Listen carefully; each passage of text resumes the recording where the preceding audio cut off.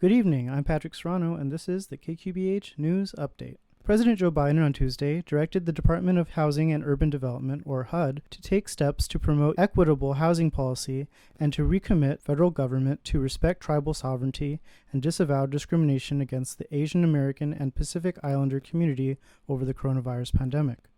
Biden has also sent an order to end the reliance on privately run prisons by directing the Attorney General not to renew government Justice Department contracts with privately operated criminal detention facilities. Biden said, "This is the first step to stop corporations from profiteering off of incarceration." Biden is also freezing the sale of a F-35 fighter jet to the United Arab Emirates as it reviews billions of dollars in weapons transactions approved by the Trump administration. President Biden has also ordered government health insurance markets to reopen its window to allow uninsured Americans to sign up.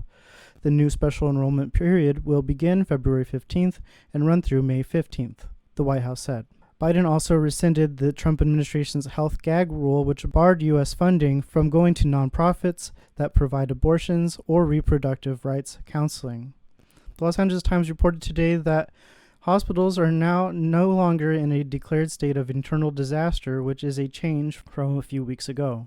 LA County health officials warned the city to be responsible and maintain social distancing, wash their hands, and wear a mask during the Super Bowl on February 7th. Director of Public Health Barbara Ferrer stated, "It's really up to us whether we can sustain these reopenings without jeopardizing each other's health and our ability to get more schools to reopen. This year, sports fans should play it safe. Don't organize a party at home. Don't go to a Super Bowl party." Professor Jonathan Van Tam, Deputy Chief Medical Officer for England, wrote in the British newspaper The Daily Telegraph, stressing that scientists do not yet know the impact of the vaccine on transmission.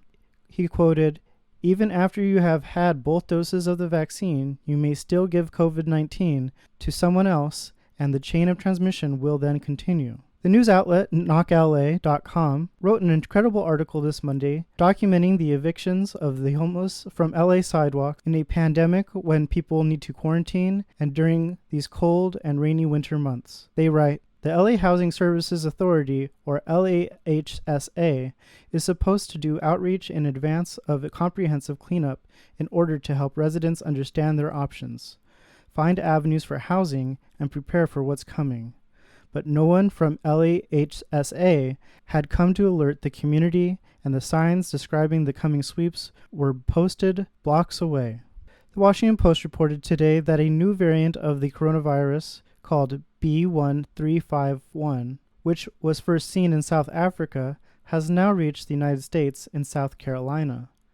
This is different from the variant that was found in the UK called B117. CDC officials quoted, "At this time, we have no evidence that if infections by this variant cause more severe disease, like the UK and Brazilian variant named the P1 strain, preliminary data suggests this variant may spread more easily and quickly than other variants." Tuesday, the Los Angeles Board of Police Commissioners moved to have mental health professionals respond to certain nonviolent 911 calls as part of a one-year pilot program.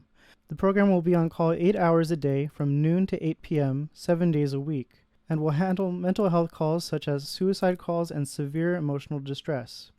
In community action news, last weekend, 25 volunteers in the state of Tennessee cleaned up 4,811 pounds of trash from their Tennessee River.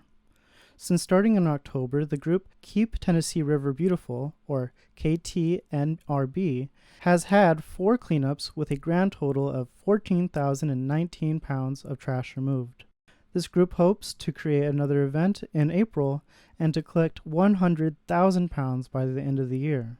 Since 2013, the City of Los Angeles has created a service called the MyLA 311 app. This allows citizens to call on their phones 311 or upload as an app.